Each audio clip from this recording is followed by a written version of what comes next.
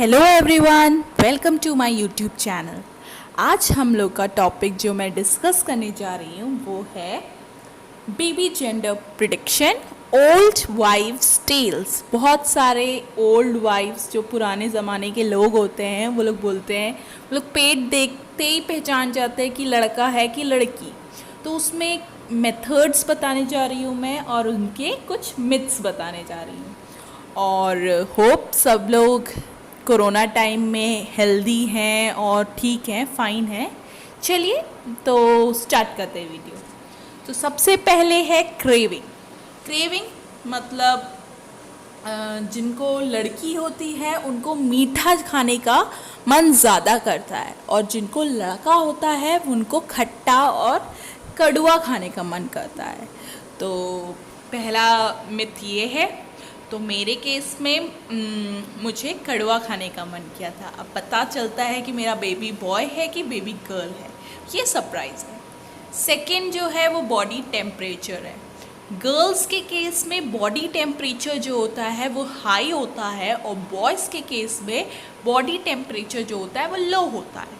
तो मेरे केस में बॉडी टेम्परेचर लो है। तो देखते हैं कितना मिथ सही है और कितना वो है गलत।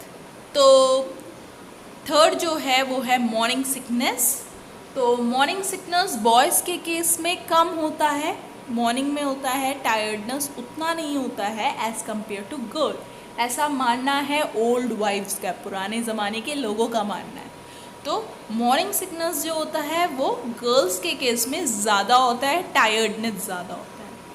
फिर है हम लोग का हार्ट बीट। हार्ट बीट अगर 140 से ऊपर है तो बेबी गर्ल है, और अगर कम है तो बेबी बॉय है। मेरे केस में कम था। फिर है चाइनीज़ कैलेंडर। चाइनीज़ कैलेंडर क्या कहता है कि अगर आपका कंसीव करने वाला मंथ और आपकी उम्र अगर वो दोनों ही इवन है, इसका मतलब है आपका बेबी गर्ल है। अगर वो दोनों ही ऑड है, इसका मतलब है आपका बेबी बॉय है। तो मेरे केस में दोनों ही ऑड था। मैं नवंबर में मैंने कंसीव किया था जो कि 11th मंथ है, और मेरा जो एज था वो था 25। तो दोनों ही ऑड था। तो इसके हिसाब से, इस मेथड के हिसाब से तो बेबी बॉय होना चाहिए। इसके बाद है हम लोग का लीनिया नेग्रा। ये है हम लोग के स्टमक में प्रेगनेंसी के टाइम में एक डार्क लाइनिंग आती है। अगर आपका वो नेवल तक है तो इसका मतलब है आपकी बेबी गर्ल है, और अगर नेवल से ऊपर डायफ्राम तक जाता है तो बेबी बॉय है। पर मेरे केस में जो था वो नेवल के उतना ही था, तो उसके हिसाब से तो बेबी गर्ल होनी चाहिए।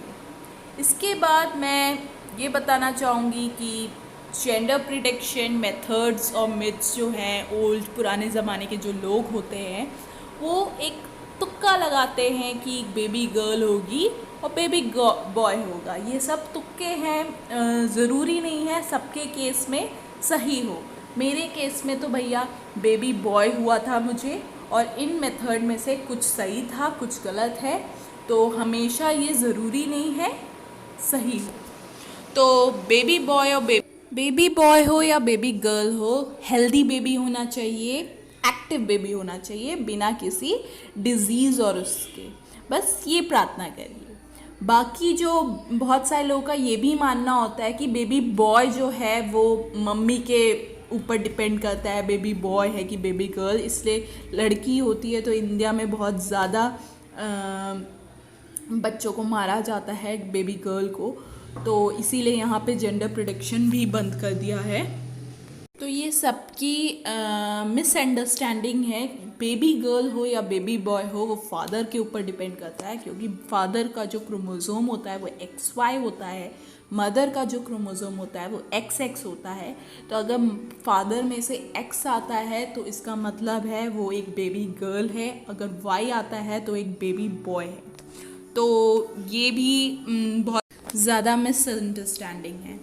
तो होप सबको समझ में आ गया कि बेबी गर्ल हो या बेबी बॉय हो, हेल्दी बेबी होना चाहिए।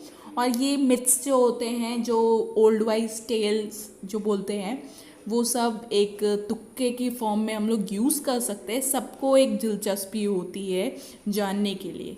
तो होप सबको मेरा वीडियो पसंद आएगा। इन्फॉर्मेटिव वीडियो अगर आपको लगा तो प्लीज़ लाइक और सब्सक्राइब करिए और ज़्यादा से ज़्यादा लोगों को